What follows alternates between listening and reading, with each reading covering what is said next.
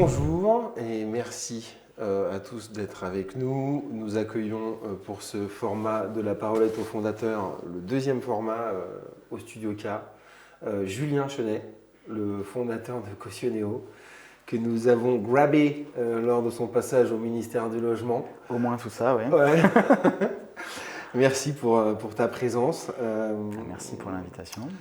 Alors justement, ce format, il est un peu destiné aux visionnaires, aux fondateurs qui traînent un peu dans notre écosystème et qu'on a envie de mettre en avant, en valeur, déjà parce qu'on utilise leurs solutions. Et donc, dans un premier temps, ce qui serait sympa un petit peu de comprendre, c'est qui tu es, cher Julien. Qu'est-ce que tu fous ici? Sacrée question, sacré programme. Donc Julien Chenet, moi je suis le cofondateur de Cautioneo, société que j'ai fondée il y a 3 ans donc avec David Ederi. J'ai 40 ans tout récemment et j'ai pas honte de le dire, je le vis plutôt très bien. Voilà, marié à Christine qui est belge, un enfant, un petit Augustin. Bravo. Voilà, 3 ans en pleine forme et puis un chef d'entreprise épanoui. Donc pour refaire un peu la petite histoire. Avant ça, on va y venir à ce truc-là. Tu viens de quel coin de France ou de Belgique? D'accord, ma vie, mon œuvre. Exactement. Alors, je suis lyonnais d'origine. Ok. Et j'y tiens. Ok. Super, voilà. On adore Lyon, on adore. Donc, j'ai vécu jusqu'à mes 30 ans à Lyon. Et puis, pour des raisons professionnelles, je suis parti sur Paris. Ouais. Voilà, j'ai découvert la vie parisienne avec beaucoup de plaisir, contrairement un peu aux idées reçues de tous les provinciaux. Moi, je me suis éclaté. Ouais. Donc alors, tu faisais quoi à Paris? Je travaillais dans la banque. Ouais. Voilà, je travaillais chez LCL pendant à peu près 15 ans. Okay. Voilà, et ça m'a beaucoup plu. Alors, la banque, c'est large. Hein. Qu'est-ce qu'on peut. Toi, qu'est-ce qui t'a. Techniquement, on sait que c'est ça qui satisfait un peu les gens. C'est assez technique, il faut apprendre beaucoup de choses, il y a des montages. Toi, tu étais dans quelle branche? Alors, plutôt côté particulier et professionnel, donc vraiment, on va dire, dans les agences du coin. Okay. J'ai démarré conseiller professionnel, j'ai franchi un peu toutes les étapes, directeur d'agence. J'ai fini directeur du 16e, 17e arrondissement de Paris. Okay. J'ai fait un passage au siège à l'inspection générale.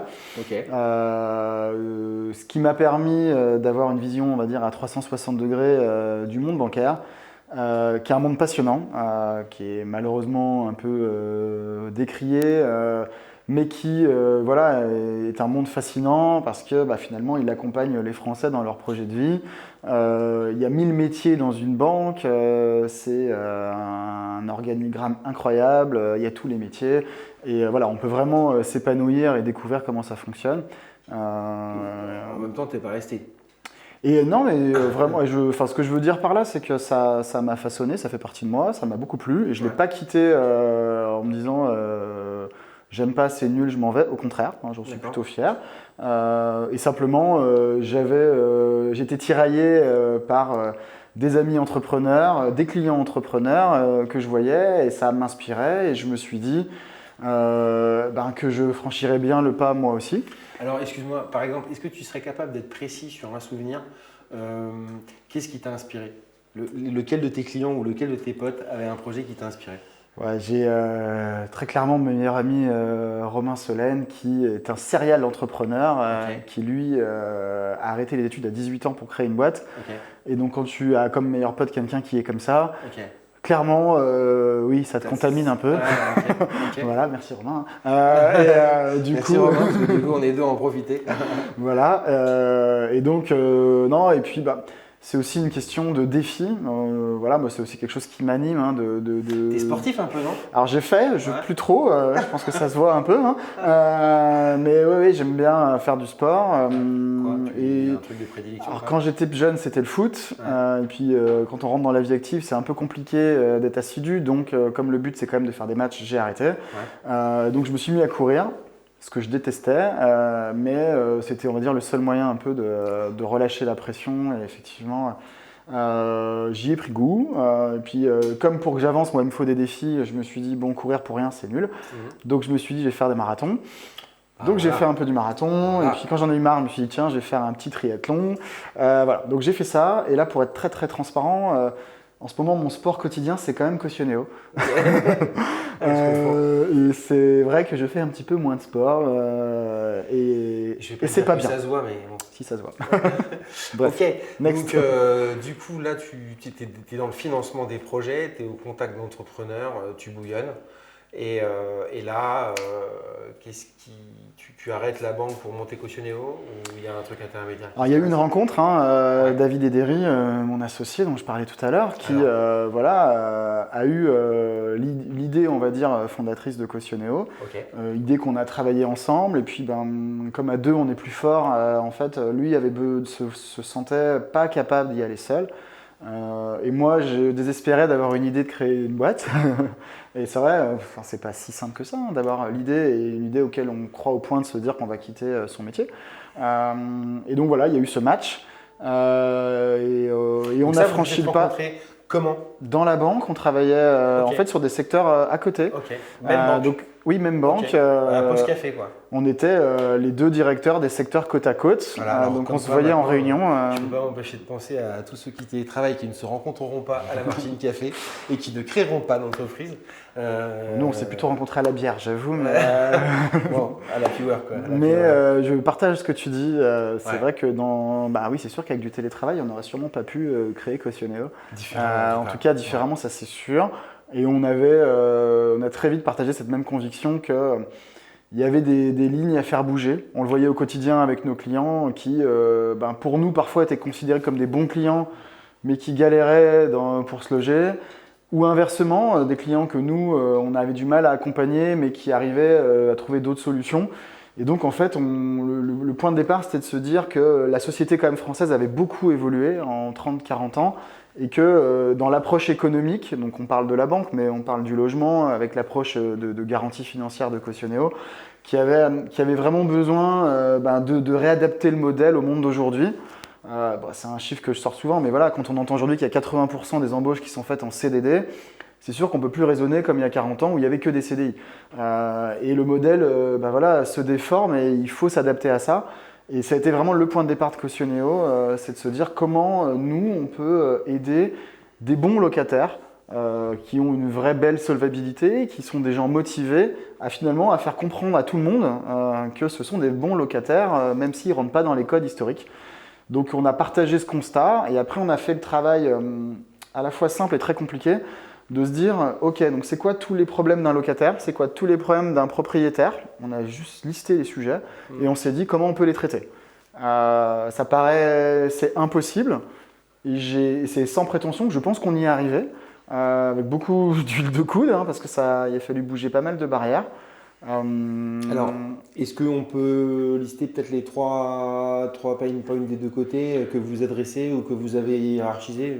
Ouais, alors la première grosse difficulté qu'on a eue, c'est qu'en fait, quand on fait quelque chose d'innovant, ça ne rentre pas dans les cases. Et aujourd'hui, Cautioneo, c'est à la fois une approche financière, dans l'immobilier et on fait du commerce. Donc, on est à la croisée de 3 réglementations. Okay. Je dirais même que Cautioneo est un produit d'assurance, donc je pourrais rajouter une 4e réglementation. Donc, c'était pas facile de faire bouger les codes avec 4 gros livres de 1000 pages qui encadrent le business. Donc, ça, c'était un gros écueil juridique qu'il a fallu quand même lever. Et après c'était de se dire comment on peut rentrer dans des cases juridiques conformes tout en apportant une solution, encore une fois, à nos deux personas que sont le locataire et le propriétaire. Alors, peut-être on peut du coup expliquer cette solution-là. C'est quoi la proposition de valeur? Moi, si j'ai bien compris, c'est un produit qui s'adresse à ceux qui ne sont pas en CDI. Pas que. Alors, vas-y. En fait, le pain que tu me dis là, tu parles des 80% qui sont recrutés en CDD. C'est le chiffre un peu choc.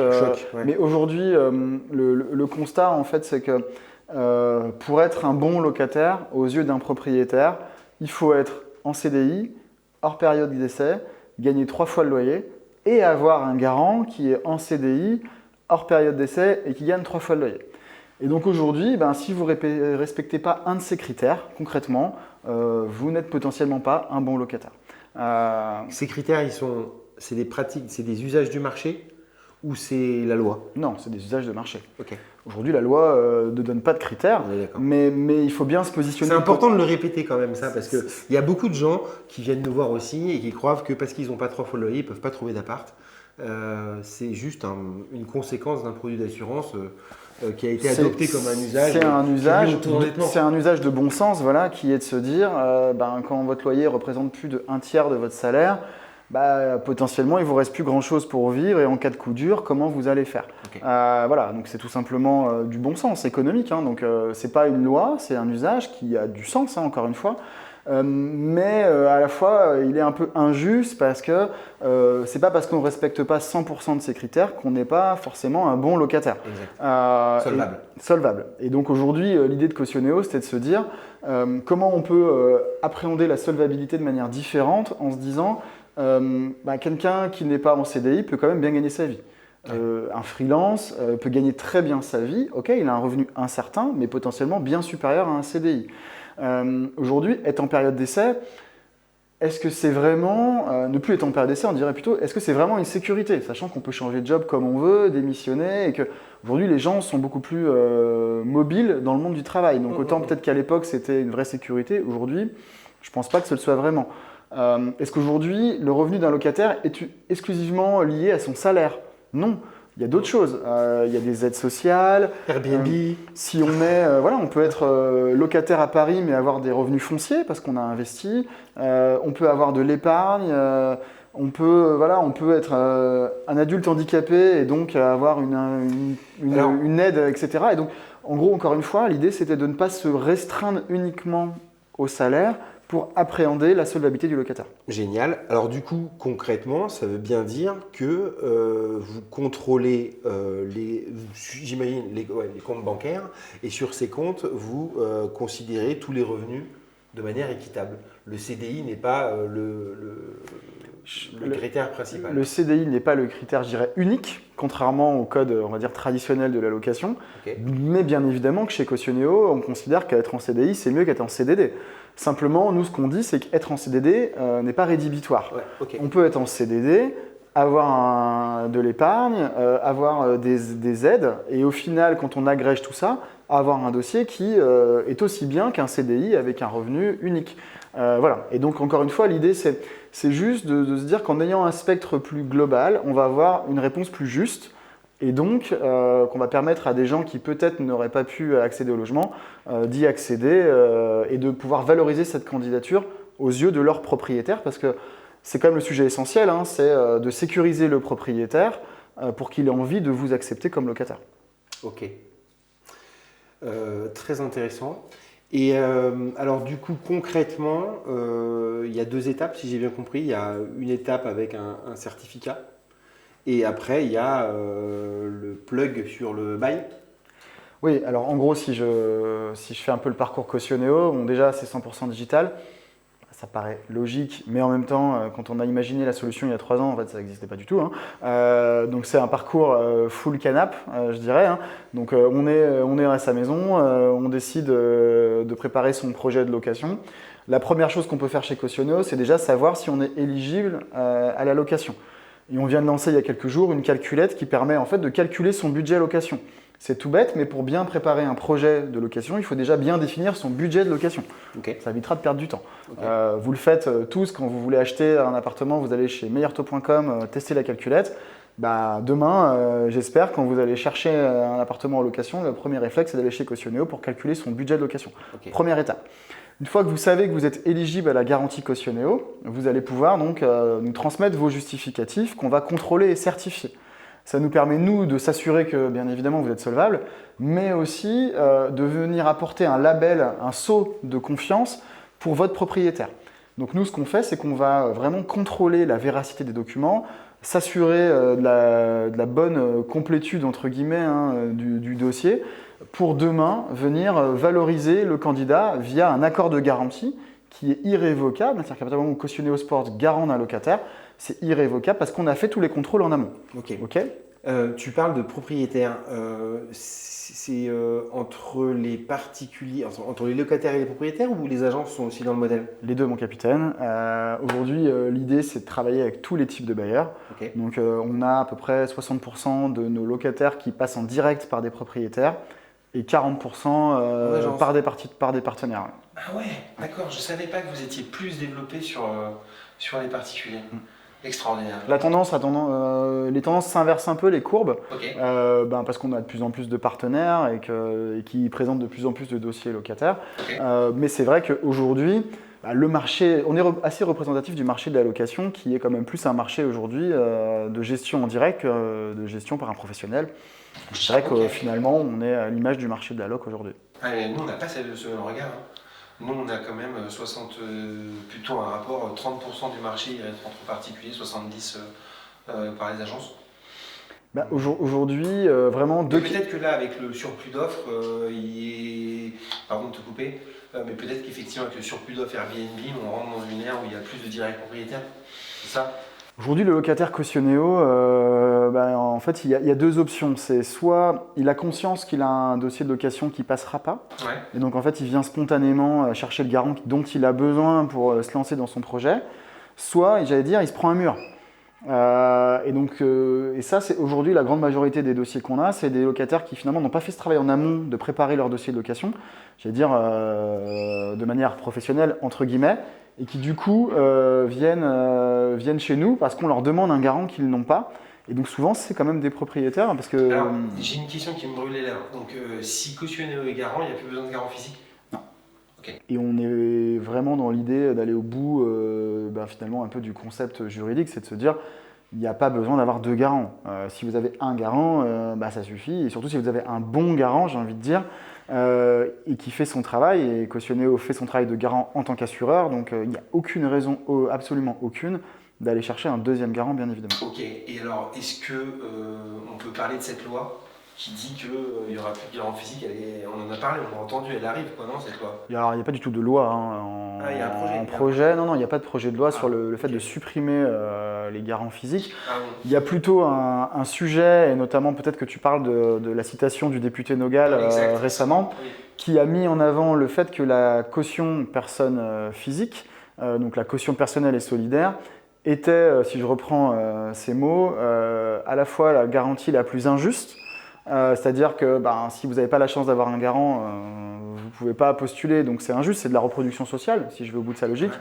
Et aussi la plus mauvaise, si on se positionne que c'est propriétaire, parce que demain, si vous devez aller au tribunal, sa mise en jeu est compliquée et longue, et donc au final, elle ne joue pas forcément son rôle de protection vis-à-vis d'un propriétaire. Okay. Donc à ce titre-là, la réflexion du député Nogal, et c'est un peu ce qui ressort de son rapport, c'est de se dire il faut peut-être, en tant que propriétaire, favoriser d'autres solutions, moins injustes et de meilleure qualité.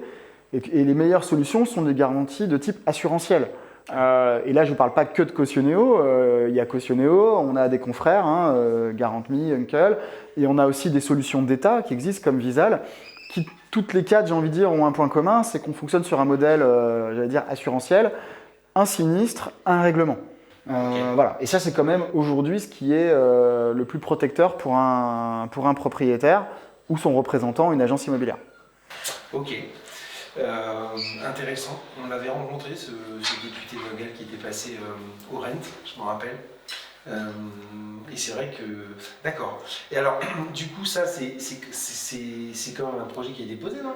Qui doit dire, effectivement, pour désengorger les tribunaux, on aimerait qu'il y ait un assureur qui soit pris par le propriétaire, soit pris par le locataire, mais qui vienne garantir les loyers impayés. Alors tu fais quelques raccourcis quand même. En fait, dans son projet de loi, il y a déjà 40 propositions. Okay. Voilà, donc il y a d'autres spectres que ça. Il y a le dépôt de garantie à mettre entre les mains d'un tiers. Il y a justement sur le sujet des garanties. Lui, il a attaqué que le sujet des biens en gestion chez un professionnel de l'immobilier. Il n'a pas du tout touché le scope aujourd'hui des propriétaires en direct. Mais il a plutôt eu vocation à sensibiliser, on va dire, sur le sujet, encore une fois, de la qualité des garanties. Et encore une fois, le côté injuste que certaines peuvent présenter pour les locataires. Et aujourd'hui, ça reste à l'étape de projet. Il faut dire, à sa décharge, il y a quelque chose qui s'appelle le coronavirus qui est un peu arrivé au milieu, qui a fait passer peut-être ce sujet-là un peu moins dans le sens des priorités de l'État, et je pense qu'on ne peut pas vraiment leur en vouloir. Entre-temps, il y a un changement de ministère aussi, de ministre aussi. Ouais. Je sais que le sujet intéresse encore le ministère du Logement, j'ai envie de dire heureusement. Et moi, j'ai eu la chance de participer à un groupe de travail mené par la French PropTech sur justement la relation locataire-propriétaire, dans l'idée, pas de refaire le rapport Nogal, parce qu'il a le mérite d'exister, il y avait des choses très intéressantes, mais plutôt de le compléter. Et donc c'est ce qu'on a essayé de faire en se disant, bah voilà, il a déjà levé beaucoup de sujets très intéressants. Il y en a d'autres aussi qui n'ont pas été mis en avant. Trois bullet points, là, on n'en peut plus là. 3 bullet points, c'est quoi le futur là, qui nous attend? Qu'est-ce qui semblerait fédérer plusieurs parties prenantes sur l'évolution de cette relation entre le locataire En fait, les points qu'on a essayé de mettre en avant, c'est de se dire qu'il faut bien avoir en tête que c'est une équation locataire-propriétaire. Et que peut-être on est allé parfois un peu trop loin dans la protection du locataire en oubliant le propriétaire. Et aujourd'hui, je pense qu'il faut redonner confiance au propriétaire. Il y a par exemple, on a parlé donc de l'avant-location, de pendant la location et d'après la location. Si je prends un exemple sur l'avant-location, quand on dit qu'il y a 3 millions de logements vacants en France, c'est quand même choquant quand on sait on dit qu'on est sur un marché tendu et en même temps il y a 3 millions de logements qui ne sont pas occupés. Et donc on a essayé de se poser cette question, de se dire comment on peut inciter un propriétaire à remettre son bien en location plutôt que d'en faire rien du tout. Et pour ça, il faut lui redonner confiance. Donc c'est comment on peut le sécuriser sur les impayés, comment on peut le sécuriser sur les dégradations, comment on peut l'aider à financer peut-être des travaux de rénovation, parce qu'on sait aussi qu'il y a des contraintes qui sont toujours supérieures, qui sont légitimes, mais qu'il faut malgré tout être capable de pouvoir financer, et ce n'est pas toujours facile. Donc voilà, donc on a travaillé par exemple sur ce sujet-là, des logements vacants. Pendant la vie dans le logement, on a essayé de se dire qu'il y a un rapport de force qui s'inverse en fait. À partir du moment où le locataire il est dans le logement, c'est un peu lui qui a le pouvoir, entre guillemets, sur son propriétaire. Et comment il peut faire en sorte que son locataire agisse, comment il peut être sûr que son propriétaire fait bien les éléments dont il a besoin. Quand je dis propriétaire, c'est bailleur. Hein. Et donc, on a imaginé, par exemple, un carnet numérique de la vie dans le logement. La plaque de cuisson, elle a été changée quand? Il y a 2 ans. Du coup, c'est peut-être bien, effectivement, de la vétusté. Elle a été changée il y a 1 semaine. C'est peut-être un défaut d'entretien du locataire. Enfin, voilà, c'est des exemples comme ça, mais c'est de se dire au moins qu'il y a une sorte de traçabilité qui permette aussi de parfois être capable d'adresser les sujets de manière un peu plus raisonnée et pas créer des débats passionnés et complexes. Il y a plein d'autres sujets, hein. J'essaie d'aller vite parce que voilà, il y a 40 pages, hein, donc je vous invite à y jeter un coup d'œil. Et puis sur le dernier qui est finalement je quitte le logement. Ouais. On a parlé notamment des impayés, qui est un sujet qu'on maîtrise bien chez Cautioneo. Et quand on sait par exemple dans un tiers des impayés, les locataires ont quitté le logement. Mais simplement pour que le propriétaire puisse jouir à nouveau de son logement, il faut en moyenne 6 mois. Et pendant 6 mois, en fait, il accumule du retard de paiement de loyer et on a un logement qui n'est pas sur le marché. Et donc, c'est un peu ce qu'on a dit au ministère, c'est qu'il faut quand même faire preuve de discernement dans les mesures et de se dire que quand le locataire n'est plus là, il y a peut-être moyen d'aller plus vite dans l'intérêt du propriétaire et dans l'intérêt des futurs locataires qui vont avoir un nouveau bien sur le marché. Ah oui, bien sûr. Voilà. Et donc en gros, on a essayé avec beaucoup de bon sens et de côté pratique de ne pas créer des usines à gaz et de se dire comment on pourrait faire un petit peu mieux sans créer encore une fois des trucs très compliqués qui ne seront jamais applicables. Quoi. Alors, merci pour ces précisions, pour ce rapport et pour cette réflexion politique qui vient sur la location.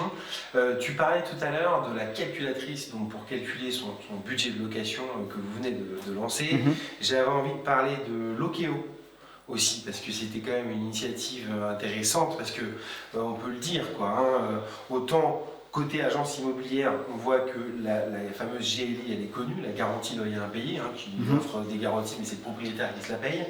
Autant la caution locative reste un produit d'évangélisation. On se rappelle, on n'a pas peur de s'en rappeler, hein, on a démarré avec Use qui n'est plus là, on a enchaîné avec vous, on a vu Garant.me faire sa série A, on a Henkel qui annonce 1000 missions et son partenariat avec PAP. Voilà à peu près l'écosystème. Donc vous là, comment est-ce que vous vous positionnez? C'est quoi votre actu en fait?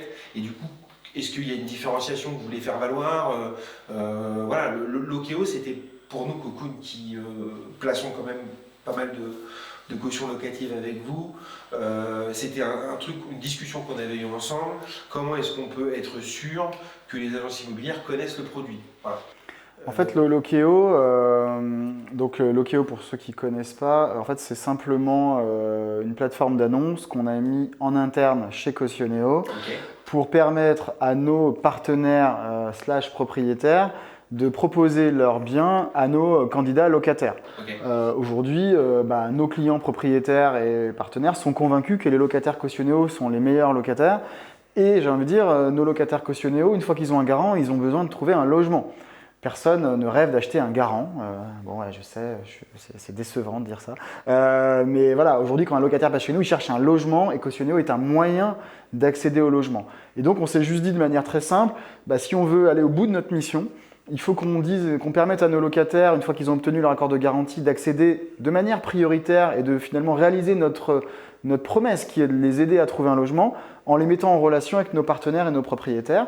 Et inversement, on permet à nos bailleurs, donc propriétaires et partenaires, d'avoir des candidats qui sont déjà contrôlés, validés, certifiés, solvables, assurés par Cautioneo, et donc de gagner du temps et d'être directement dans une relation de confiance qui leur permet en fait d'accepter sans réfléchir et de plutôt que de poser comme première question aux locataires est-ce que vous avez un garant ou est-ce que vous êtes en CDI, de plutôt de leur dire et pourquoi vous venez habiter dans notre quartier. Voilà. Alors c'est là, je ne peux pas empêcher d'acquiescer, c'est là où on se rejoint. C'est que nous aussi, ce qui compte, c'est quand même la personnalité du locataire.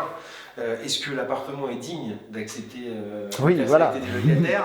Est-ce qu'il vous plaît? J'espère qu'il va vous plaire et je sais déjà que vous me plaisez. Exactement. En tout cas, il y a des a priori qui sont positifs des deux côtés. Et on le voit, on a des petits effets waouh. On a lancé ça il y a 2 mois et on voit déjà des premiers retours clients avec des... c'est génial, j'ai eu mon garant, 3 jours après j'avais mon logement. On est super contents parce que c'est vraiment ce pourquoi on travaille tous les jours. Et nos partenaires, bien évidemment, sont très contents d'avoir un métier qui est facilité parce qu'on oublie souvent de le dire, mais quand on est côté bailleur, c'est pas facile. Vous mettez une annonce sur le Bon Coin aujourd'hui à Paris, vous avez 100 contacts le premier jour. Comment choisir le bon locataire? Enfin, c'est un vrai sujet. Est-ce que j'ai pas un faux dossier entre les mains, etc. Et comment choisir entre un CDI, un freelance, un CDD? Et donc malheureusement, les propriétaires sont un peu démunis et savent pas comment faire la part des choses. Et donc nous, on est là aussi pour les rassurer et leur faciliter le travail et qu'ils puissent se concentrer sur autre chose, encore une fois l'humain, et organiser des visites de qualité. Assurer la vie dans le logement et voilà. Et ça, je pense que c'est vertueux quand même. Ouais. Alors justement, nous on parle de visite vertueuse chez Cocoon parce qu'effectivement, une visite où en fait on pré-accepte le dossier, ça devient une visite vertueuse. Voilà. Parce que du coup, il n'y a pas 3000 personnes sur la visite. On laisse pas un dossier tout pourri qu'on n'a pas discuté avant et comme ça on perd pas son temps. Exactement. Ouais. Nous, on est en phase là-dessus. Alors, tu as cité le mot magique qui nous intéresse particulièrement, nous, Cocoon, parce qu'on a envie d'être le leader sur ce segment, c'est les freelances. On est d'accord que cette population, elle existe depuis longtemps, bien sûr, dans une première forme, une première moulure, mais bien sûr, elle change un peu de forme, et là, il y a des cols blancs, des gens du marketing, du conseil, qui quand même découvrent qu'ils peuvent gagner plus d'argent. Ils découvrent aussi la discrimination. Ils sont d'ailleurs assez aigris et assez énervés quand on les récupère. Et pourtant, quand on leur présente le produit, ils adorent. Toi, du coup, qu'est-ce que tu peux nous raconter sur ces freelances? Est-ce que vous avez un peu commencé à segmenter? Comment tu comprends ce segment? En fait, nous, on a toujours, aimé les freelances parce que ce sont des gens plutôt jeunes actifs, urbains, j'ai envie de dire qui sont quand même des profils de qualité, c'est-à-dire qui sont solvables, qui ont l'habitude de traiter des papiers, donc qui présentent des dossiers quand même de qualité. Donc finalement, ils cochent un peu toutes les cases, on va dire, des locataires type de Cautioneo. Et là, c'est malheureux pour eux, mais ils cochent aussi toutes les cases de discrimination, entre guillemets, au logement, et donc on était fait pour s'aimer, j'ai envie de dire. Voilà. Et donc aujourd'hui, c'est vrai que c'est une typologie de clients qu'on essaye d'accompagner parce que aujourd'hui, tu l'as dit, c'est un métier qui attire de plus en plus de monde avec des profils très variés. Alors pas que pour l'argent, parce que tu as dit qu'ils voulaient gagner plus, mais moi je dirais aussi qu'il y a quand même cette envie de pouvoir gérer son temps de travail, de pouvoir avoir un meilleur équilibre peut-être vie pro, vie perso, en tout cas de pouvoir... Est-ce que concrètement dans les chiffres, toi tu as une recrudescence de freelance en ce moment, est-ce que ça monte? Nous, ça monte forcément parce qu'on est aussi présent avec des partenaires, bien sûr comme vous, mais aussi avec des vrais professionnels, j'allais dire, de cette branche-là. Donc on travaille avec WeMind, avec Crème de la Crème. Qui est aussi notre partenaire. Voilà, et j'en oublie plein d'autres avec Shine.